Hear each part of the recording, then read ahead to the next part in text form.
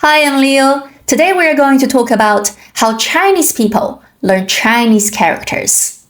I know, if you grew up with ABCs, you would probably cry when you learn Chinese characters. I know it's scary. So it's only fair to wonder, do Chinese kids cry too when they learn characters? I'll tell the answer first. Yes. Oh yes. We cried, we struggled, we bargained with our parents, we threatened to become farmers. But we still learn them. Thousands of them. I've never seen any adult who can't read or write characters. In this video, I'm going to explain how many characters kids are expected to learn, how they associate the meanings and pronunciations, how to remember stroke orders, and your favorite part, the classic harsh Chinese way of education. Well, first, let me explain how many characters kids are expected to learn. In China, the character learning journey starts early, and it goes step by step. Around 6-year-old, or even earlier, depending on how pushy Chinese parents you have. Chinese kids learn how to hold a pencil correctly so they can start writing. By the end of grade 1, which is 6 to 7 years old, kids are supposed to recognize about 400 to 500 characters and be able to write 100 super simple characters, like these. Simple, right? Only a few strokes. 1 stroke for 一 number 1. 2 strokes for 人 person, people. 3 strokes for 大 big. No big deal. But then comes the slightly less simple ones. 我 I or me, 7 strokes. 家 home, 10 strokes. I love, 10 strokes, plus emotional damage if you write it wrong. It levels up like an RPG game. You get harder challenges once you complete simple ones. By the end of primary school, which is around age 12, kids are expected to know 2,500 to 3,000 characters. And yeah, they're tested on it. You might ask, Leo, that's a lot. How are they supposed to remember all the pronunciations and meanings of the characters? Is there any way to make it easier? Yeah, there is. And the secret weapon is called Pinyin. You might have heard of it. Pinyin is the Romanized system for pronouncing Chinese. It uses the Latin alphabet, so 你好 becomes 你好.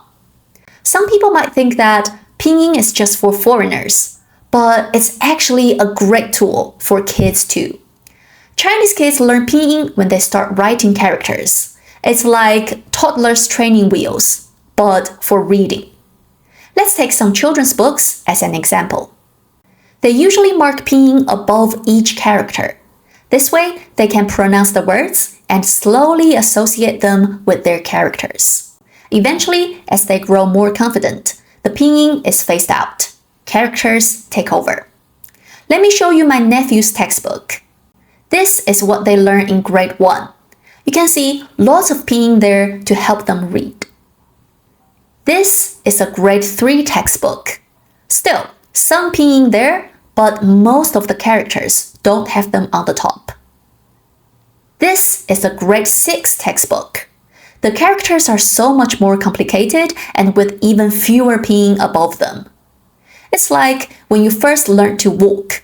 You needed a bit of support at the beginning, but before long, you were walking and even running on your own.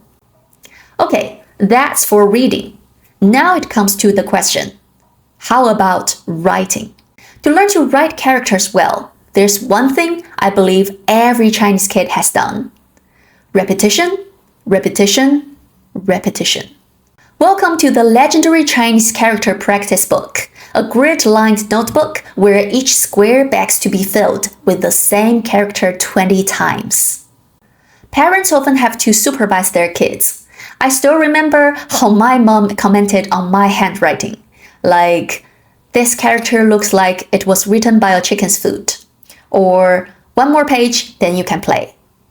Now, thinking back about it, it's painful but helpful. The more you write, the more your brain remembers the structure, the meaning, and stroke order. Speaking of stroke order, you might hate this a lot. Yes, there is a right way to draw that box. So to write this character, 回, return, you don't just scribble a box within a box. There's a precise design of order, like this. Top to bottom, left to right, horizontal before vertical, inside before enclosing. Teachers will absolutely scold you if you freestyle it. Why?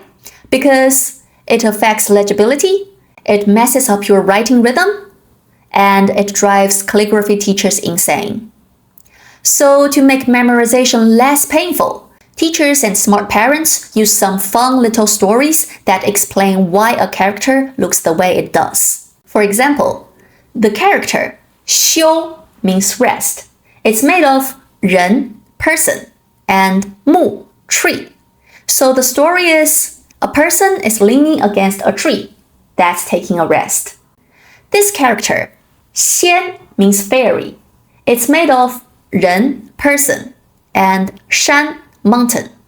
So the story is a person living in a mountain is probably somebody immortal, like a fairy. This storytelling method works really well for younger kids. I remember there's flashcards with silly cartoons and rhymes. Whatever works.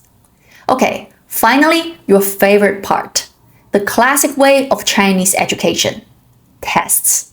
Which is basically just lots of dictation. 听写. 听 is listen. 写 is write.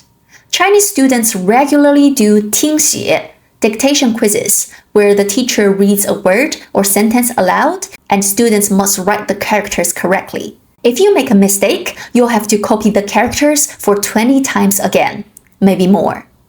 That is a nightmare. But things are slightly changing now.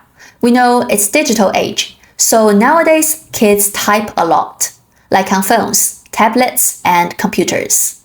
They use pinyin input, like this. Type 你好, choose 你好. Nice and simple. You don't need to write them stroke by stroke anymore. But this raises a new issue. People can read characters, but can't always write them by hand. So some schools still require handwritten homework to keep the writing muscles alive. The balance between technology and tradition is still being figured out. Okay, now let's come to a conclusion. Learning Chinese characters is hard. It's slow, sometimes painful, but incredibly rewarding. Chinese kids don't have some magical brain power, but everybody grows up with it and gets used to it. Again, I've never seen any adult who can't read or write characters. None. And don't worry, you can do it too. Of course, you are not alone. Think of how many people there are in China. 1.4 billion. If that many people can learn it, it can't be that hard. Thanks for watching. If you find this video helpful, don't forget to like and subscribe. I'm Leo. See you next time. Bye for now.